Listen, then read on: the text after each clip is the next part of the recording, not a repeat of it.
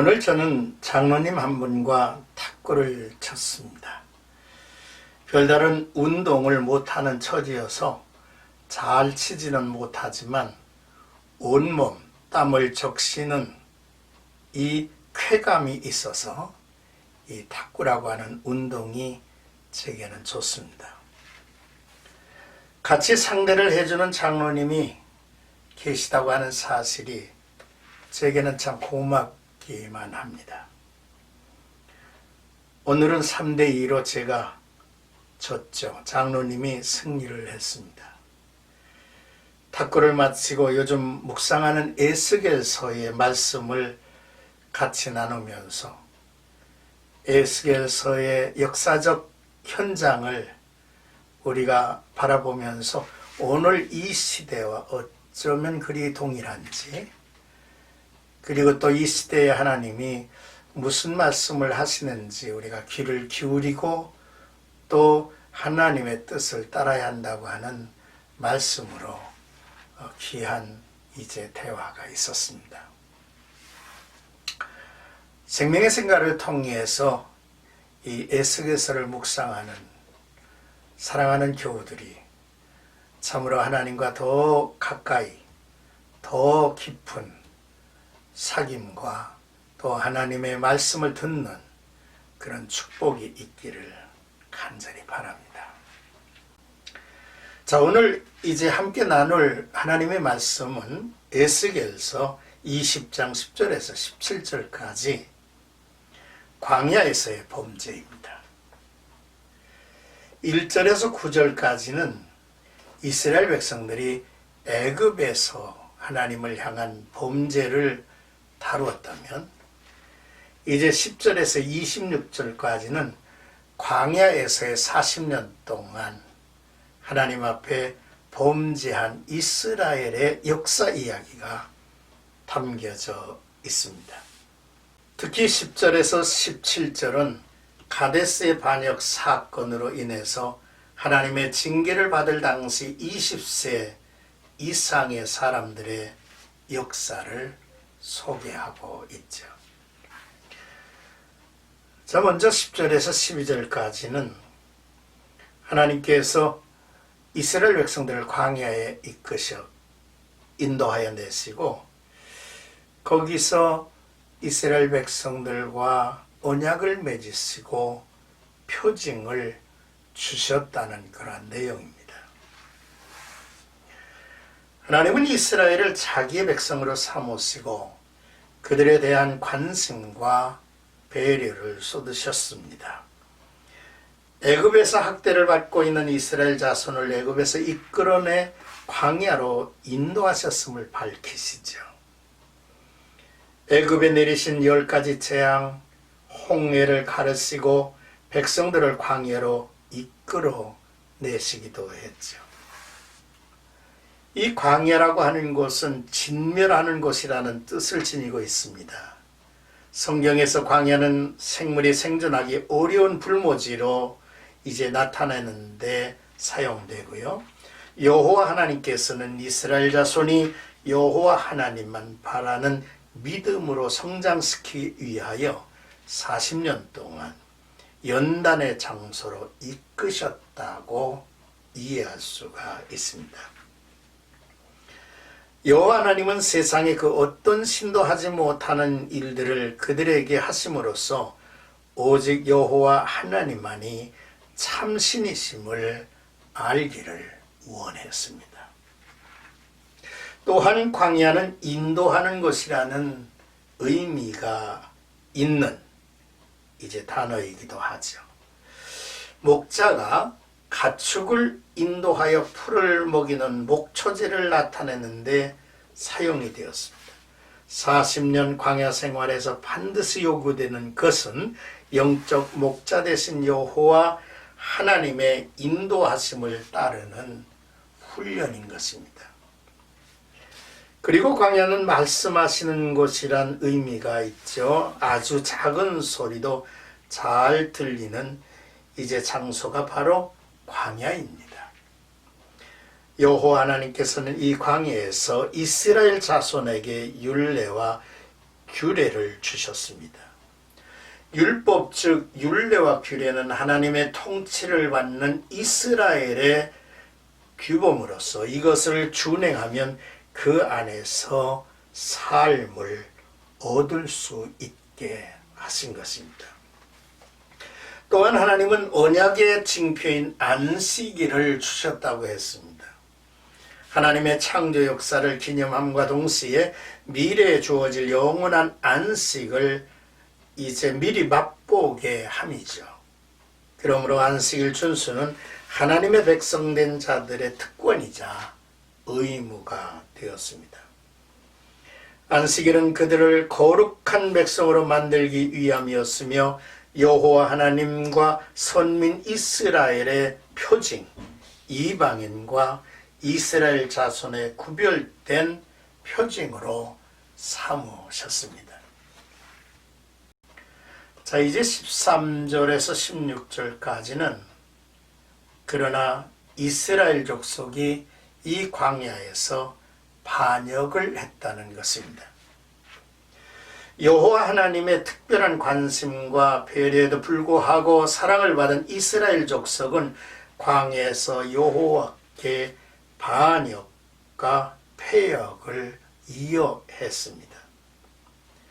사람이 준행하면 그로 말미암아 삶을 얻을 하나님의 율례를 준행하지 아니하며 하나님의 규례를 멸시하였고 하나님의 안식일을 지키지 않고 크게 더럽혔으므로 내가 이르기를 내가 내 분노를 광야에서 그들에게 쏟아 멸하리라 말씀을 하셨습니다. 여호와의 진노로 그들은 진멸될 위기에 처하였죠. 그들은 애굽 땅에서 여호와 하나님의 명령을 거역하였을 뿐 아니라 출애굽 이후 광야에서도 동일하게 거역했습니다. 그들은 조금도 변화되지 않았습니다. 여호와 하나님께서는 애굽에서처럼 출애굽 후 광야에서도 실망하셨고 진멸해야만 했던 것이죠. 자, 그런데 우리가 17절 말씀을 보면 하나님께서 이런 말씀을 하십니다. 그러나 내가 그들을 아껴서 광야에서 아주 멸하여 또 광야에서 멸하여 아주 없이 하지 아니하였노라 라고 하신 것이죠.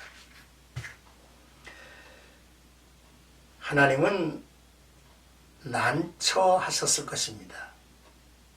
하나님의 거룩한 이름 까닭에 이스라엘을 애굽에서 인도해냈는데 그 백성들이 광야에서 동일한 죄를 범하고 있다는 것입니다.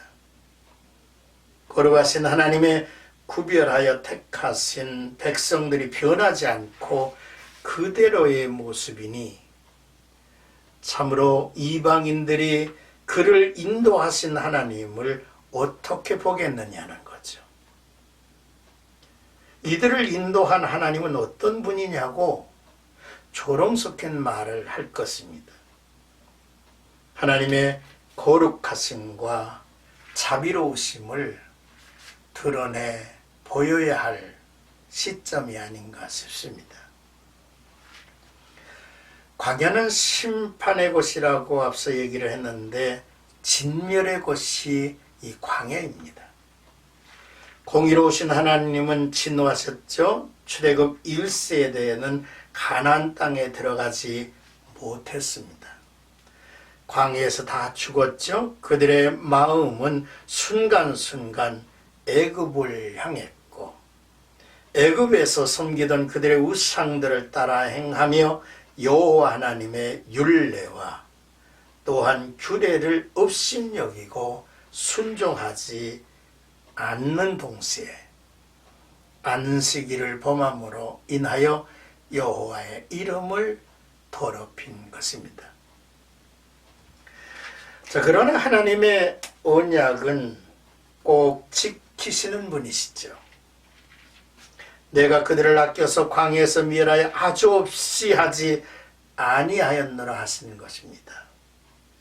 여호와 하나님께서는 반역한 이스라엘을 완전히 다 멸하지 아니하셨습니다. 계수함을 받지 않은 20세 미만과 여호수아와 갈렙만을 생존케 하셨죠. 이는 언약을 지키시는 공의로우신 하나님이며 은혜의 하나님이심을 보여줍니다.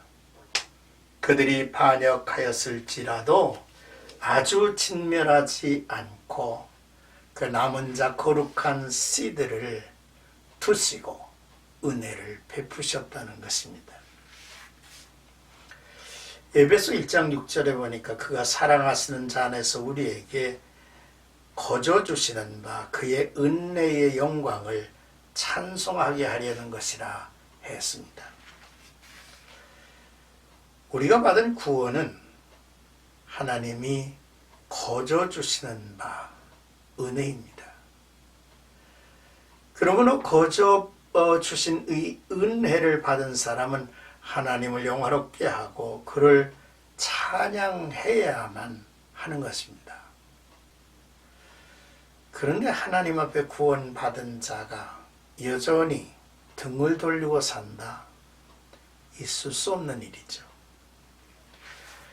에베소 2장 8절 말씀에 보면 너희는 그 은혜를 인하여 믿음으로 말미암아 구원을 받았으니 이것은 너희에게 난 것이 아니요 하나님의 선물이라 하였습니다.